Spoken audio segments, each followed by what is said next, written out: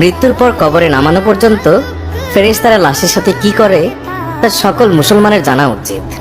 আজরাইল যখন আত্মা কবজ করে নেন তখন আত্মা দেহকে বলে, হে দেহ, আল্লাহ তোমাকে সুপ্রতিদান দিক। তুমি আমার সঙ্গী হয়ে আল্লাহর আনুগত্যে অগ্রগামী ছিলে, আর আল্লাহর অবাধে ছিলে খুবই পশ্চাৎপদ। তুমি আমার পক্ষ থেকে মুবারকবাদ গ্রহণ করো, কেননা আজ তুমি নিজেও মুক্তি পেয়েছ আর আমাকেও নাজাত দিয়েছ। এইভাবে দেহ আত্মাকে মুবারকবাদ দেয়। মুমিন বান্দার মৃত্যুতে জমিনের যে সকল অংশে সে ইবাদত করত সেগুলো কাঁপতে থাকে। আকাশের যে সকল দুয়ার দিয়ে তার নেক আমল উপরে উঠত সেই সকল দুয়ার তার জন্য কাঁপতে থাকে। যে দরজা দিয়ে তার রিজিক নেমে আসতো সেই দরজাও কাঁদে। আকাশ জমিনের এই ক্রন্দন দীর্ঘ 40 দিন পর্যন্ত অব্যাহত থাকবে। মালাকুল মউত যখন তার আত্মা কবজ করে নেয় তখন তার দেহের হেফাজতের জন্য সেখানে 500 ফেরেশতা দাঁড়িয়ে থাকে। যদি কেউ তার লাশের পাশ ফিরাতে চায় তখন ফেরেশতারাও এই কাজে মানুষের সহযোগিতা করে। এমনকি কাফন পরিধান এবং সুগন্ধি মাখানের কাজেও ফেরেশতারা অংশ নেয়। লাশের সম্মানার্থে ফেরেশতারা 2 সারি করে ঘর থেকে কবর পর্যন্ত দাঁড়িয়ে যায়। জানাজা পর্যন্ত অতিক্রম করে তখন তার অভ্যর্থনা জানায়, তার জন্য ক্ষমা প্রার্থনা করে। মুমিনের মর্যাদার এই অবস্থা দেখে ইবলিস এত জোরে চিৎকার করে ওঠে যে তার দেহের হাড়ের কোনো কোনো গ্রন্থির বন্ধন এই সময় ছিঁড়ে যায়। সে আক্ষেপের সাথে তার সঙ্গীদের বলতে থাকে, তোমাদের সর্বনাশ হোক, এই বান্দা তোমাদের ফাঁদ থেকে কিভাবে ফসকে গেল। ইবলিসের সঙ্গীরা বলে, এ নিষ্পাপ ছিল, তাই আমাদের ফাঁদে আটকায়নি। মালাকুল মউত যখন তার আত্মাকে নিয়ে আকাশে আরোহণ করে তখন হযরত জিবরাইল আলাইহিস সালাম 70,000 ফেরেশতা নিয়ে তাকে অভ্যর্থনা জানায়। আর সকল ফেরেশতারা তার কাছে আল্লাহ তাআলার সন্তুষ্টির সুসংবাদ জানাতে থাকে। মালাকুল মউত যখন আত্মাটিকে নিয়ে আরশের নিকট পৌঁছেন তখন সে আল্লাহ তাআলার কাছে সিজদায় পতিত হয়ে যায়। আর সেই সময় আল্লাহ তাআলা ইরশাদ করেন, হে মালাকুল মউত, তুমি আমার বান্দাকে নিয়ে জান্নাতের বাগানে রেখে এসো। তারপর তাকে কবরে নামার পর নামাজ তার ডান দিকে এবং রোজা তার বাম দিকে এসে দাঁড়িয়ে যায়। আল্লাহর রিজিক এবং কোরআন তিলাওয়াত এসে দাঁড়িয়ে যায় তার সিধানের দিকে। পায়ের দিকে দাঁড়িয়ে যায় জামাতের সাথে নামাজ পড়ার জন্য মসজিদের দিকে গমন। আর তার ধৈর্য কবরের এক কোনায় অবস্থান নেয়। এই সময় আল্লাহ তাআলা তার কবরে আযাবের একটি অংশ প্রেরণ করেন। আযাবটি এসে কবরের ডান দিক থেকে প্রবেশ করতে চায়, কিন্তু নামাজ এসে তাকে বাধা দিয়ে বলে, আযাব, তুমি পিছিয়ে যাও। খোদার কসম, এই বান্দাটি সারা জীবন কষ্টে ছিল। কবরে আসার পর তার কিছুটা আরাম মিলেছে। রাসূলুল্লাহ সাল্লাল্লাহু আলাইহি ওয়াসাল্লাম বলেছেন, আযাব যখন ডান দিক থেকে সরে গিয়ে বাম দিকে যায়, ডান দিকে রোজা নামাজের মতো আযাবকে জবাব দিয়ে প্রতিহত করে। আযাব এবার মাথার দিক থেকে আসতে চেষ্টা করলেও একই রকম জবাব আসে। মোট কথা, আযাব যে দিক থেকেই আসতে চায় সেই দিক থেকেই তার জন্য প্রতিবন্ধকতার সৃষ্টি হয়। অবশেষে আযাব যখন দেখে আল্লাহ তাআলার এই নেক বান্দার আমল সব দিক থেকেই তার জন্য প্রতিবন্ধকতার দেয়াল সৃষ্টি করে রেখেছে তখন সে ফিরে যায়। আর সেই সময় সবর ওঠে নেক আমল সমূহকে বলতে থাকে, এই আযাবের প্রতিরক্ষায় আমি এই জন্য আসিনি যে মূলত তোমাদের শক্তির পরিমাণ দেখা আমার উদ্দেশ্য ছিল।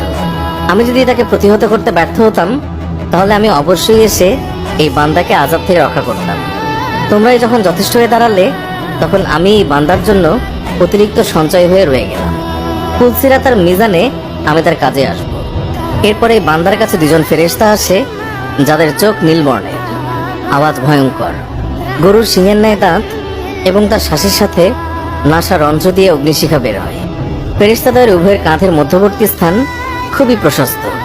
তারা মুমিন বান্দা ছাড়া কারো উপর দয়া করতে জানে না। 2 জন ফেরেশতাকে মুনকার নাকির বলা হয়। এদের হাতে একটি হাতুড়ি থাকে।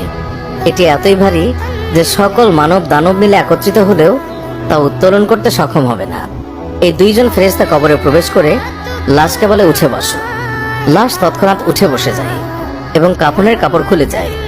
ফেরেশতা তখন জিজ্ঞাসা করেন, তোমার প্রভু কে, তোমার ধর্ম কি এবং তোমার নবী কে? এর জবাবে সে বলে, আমার রব হলেন আল্লাহ তাআলা, যার কোনো অংশীদার নেই। আমার ধর্ম ইসলাম, আর হযরত মুহাম্মদ সাল্লাল্লাহু আলাইহি ওয়াসাল্লাম হলেন আমার নবী। তারপর আর কোনো নবীর আগমন হবে না। ফেরেশতারা জবাব শুনে বলল, তুমি সত্য বলেছ। অতঃপর কবরকে চারদিক থেকে প্রশস্ত করে বলেন, তুমি উপরের দিকে একটু তাকিয়ে দেখো। সে উপরে তাকায়, তখন আকাশে শেষ সীমানা পর্যন্ত তার চোখের সামনে ভেসে ওঠে। ফেরেশতারা বলেন, হে আল্লাহর বন্ধু, এটা তোমার আবাসস্থলের ঠিকানা। আল্লাহর আনুগত্যের বিনিময়ে তুমি এটা পেয়েছো। বর্ণনার এই পর্যায়ে এসে রাসূলুল্লাহ সাল্লাল্লাহু আলাইহি ওয়াসাল্লাম বলেন, এই সত্তার কসম, যার মুঠোয় আমার প্রাণ। মুমিন বান্দার তখন এতই আনন্দ অনুভূত হয় যা কখনো শেষ হবার নয়। অতঃপর ওই বান্দাকে আবার নির্দেশ দিয়ে বলা হয় যে তুমি নিচের দিকে দেখো। নিচের দিকে যখন সে তাকায় তখন সে দোজখের শেষ সীমানা পর্যন্ত তার দৃষ্টির গোচরে চলে আসে। ফেরেশতা তখন তাকে বলে, হে আল্লাহর প্রিয় পাত্র, এই ভয়ানক নরক থেকে তুমি নাজাত পেয়েছ। রাসূলুল্লাহ সাল্লাল্লাহু আলাইহি ওয়াসাল্লাম ইরশাদ করেছেন, ওই বান্দার এই সময় এমন পুলক হয় যা কখনো সমাপ্ত হবার নয়। অতঃপর স্বর্গের ৭৭টি দরজা তার জন্য উন্মুক্ত করে দেয়া হয়। এইসব দুয়ার দিয়ে জান্নাতের সৌরভ এবং সুশীতল সমীরণ তার কবরে পৌঁছাতে থাকে এবং ততদিন পৌঁছাবে যতদিন সে কবরে থাকবে।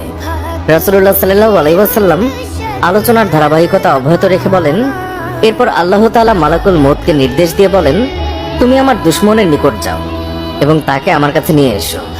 আমি প্রাচুর্যের সাথে তাকে রুজি দিয়েছি, সীমাহীন নিয়ামতের বাড়িপাত করেছি তার উপর, কিন্তু সে আমার সাথে শুধু অবাধ্যতাই করে ফিরেছে।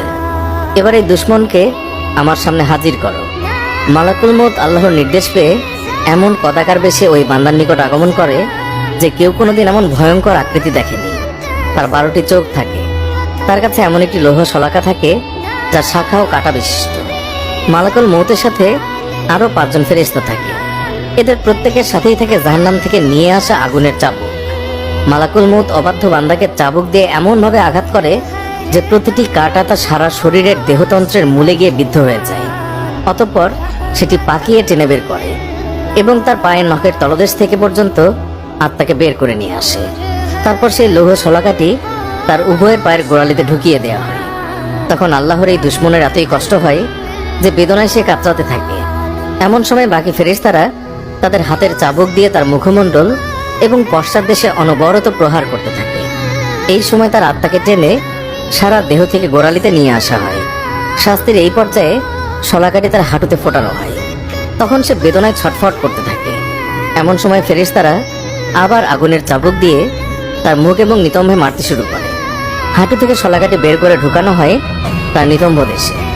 অতঃপর বুকে এবং সবশেষে কণ্ঠনালীতে, তারপর পূর্বের মতোই সেটিকে টেনে বের করা হয়। এরপর ফেরেশতারা জাহান্নাম থেকে সংগ্রহ করা অঙ্গার তার থুতনির নিচে বিছিয়ে দেয় এবং বলে, হে অপবিত্র আত্মা, তুমি বেরিয়ে এসো।